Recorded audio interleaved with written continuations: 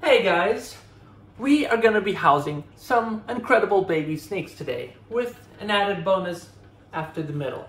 And without further ado, let's get started.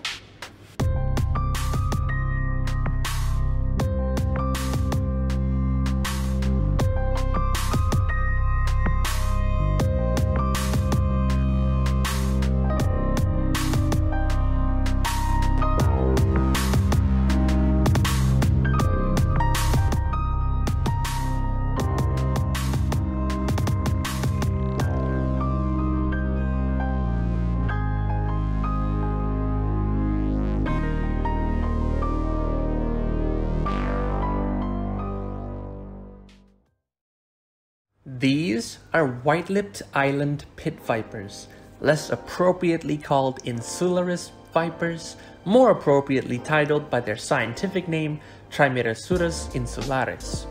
They're part of the biggest tree viper family of Asia, with around 30 plus species and counting. Most species in this genus are rather small, slender, with short and prehensile tails. These snakes are arboreal and spend most of their time in the trees. Most species come in green, but trims, in short, come in a variety of colors, and you'll see in this video, from browns to blues, yellows, and even dark shades of purple. Most trims are ovoviviparous. Yeah, that was a tongue twister. But this means that they give birth to live young. However, there are no placental connections, and the young are instead nourished with egg yolk, unlike viviparous animals like us. Though oddly, a handful in this genus are oviparous, laying eggs such as the Sumatran and Hagen's pit vipers. Now let's discuss housing. I've decided to get them all some plastic containers with appropriately poked in holes on every side. For the time being, this is the stage that they are very fragile and want to feel as safe as possible. Keep in mind, all they want to do now is find a safe spot to sit and ambush prey. I gave them a large water bowl in each tub to maintain humidity and give them a spot to drink. Now it's finally time to house the babies. And I know what you're thinking, but Chris, won't Mom a bit offensive or protective over her offspring? The answer? Only ever so slightly. You see, she's being very cautious as I move out one after another of her babies. She's glancing out, watching all that's going on around her. She's not striking or showing any defensive postures, and that's the good side. Snakes are not like us. They don't really have that protective mother instinct. Once their babies are born or hatched, they are on their own, especially once they leave the area. Why are some babies green and not blue like the parents? Interesting question. This is likely due to the genetics that the parents bring to the table. Since their locality is shared with the green color form insularis, I'll bet that their ancestors had both color forms in their blood. I've also talked to an expert in Indonesia who's produced many insularis over the years, and even he has had clutches of mostly green babies from both blue adults. However, at the 1-year mark, many of his babies who were born green started to turn blue after each and every shed. And that was right at the 1-year mark. Fascinating stuff that we don't know a great deal about yet. Only time will tell. Keeping babies like this is surely nothing fancy and seems a bit lackluster. However, if you have so many viper babies that you have to take care of and keep a steady eye on, a full-on nice decorated bioactive enclosure is not going to be the perfect choice. It can be quite a controversial topic since, quote-unquote, they surely don't live like this in the wild. No, of course not, Karen. And guess how many survive till adulthood in the wild? Less than 10%. You see biologists and labs take on this sort of keeping all the time. That's because they get to monitor all of their specimens. They get to know if they're eating properly, pooping properly, drinking properly, and they get to monitor the temps, the humidity, and the space. Now after this, in a few months, I will up the size. When they grow up a bit and when they're stable, then I'll set them into bioactive enclosures. Right now, if any problems should arise, I can easily take care of it one-on-one. As for how venomous these animals are, let's not find out the hard way. What we'll do is stick to what we already know. And what we already know is that their venom is mostly composed of hemotoxins. Some species in this genus come with neurotoxins, like the Pope's pit viper. But all from this genus are considered dangerous. Now, the venom from this species works on destroying the red blood cells, preventing blood clotting, and is very destructive to living tissue.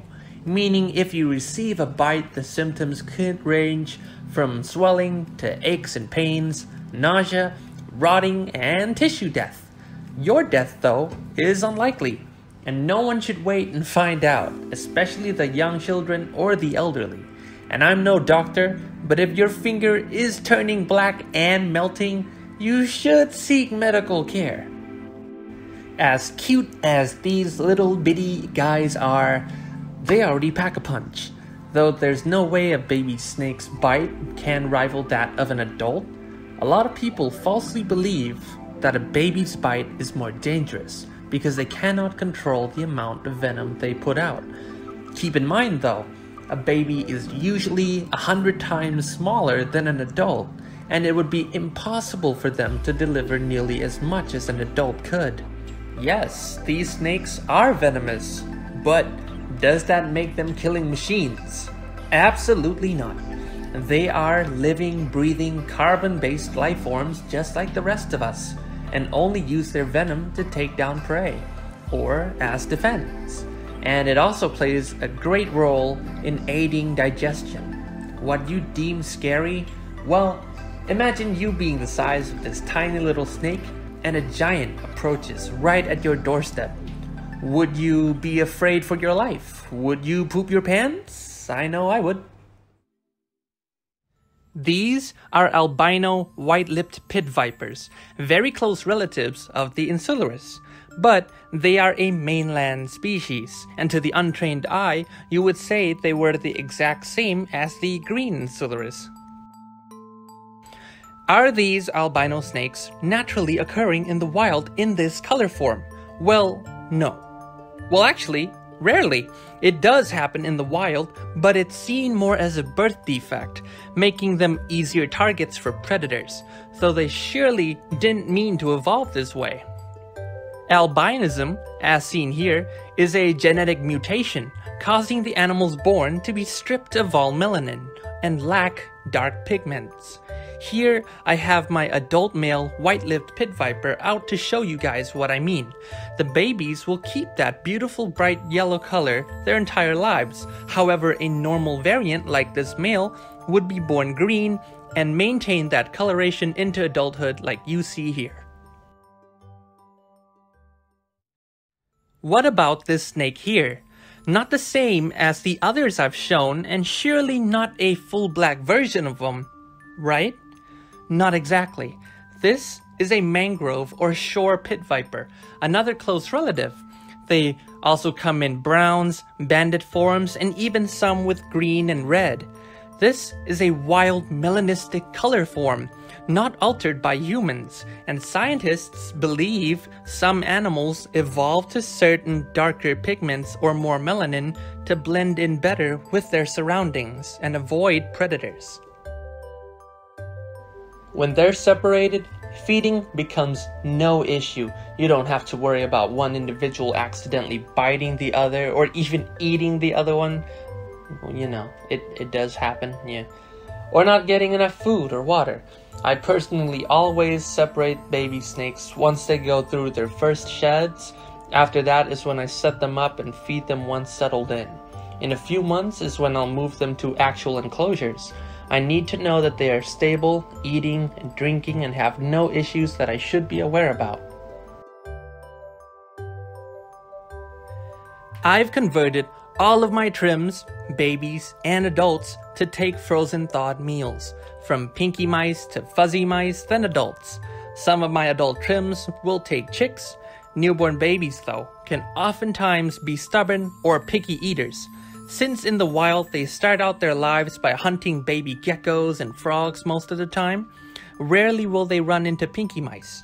They start taking mice in the wild when they reach the appropriate size. So in captivity, newborns are going to want to take different meals instead of pinkies most of the time.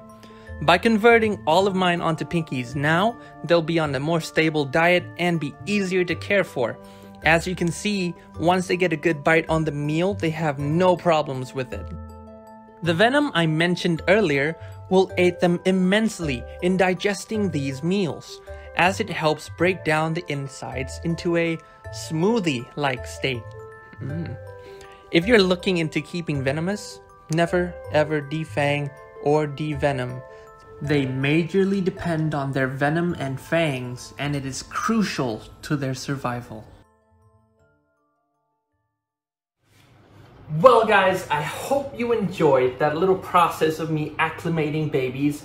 I'm sorry it took a while to get this video out, but the renovations have caused a lot of pushbacks. But anyway, that's my time for the day, and I'll see you in the next video. Bye bye.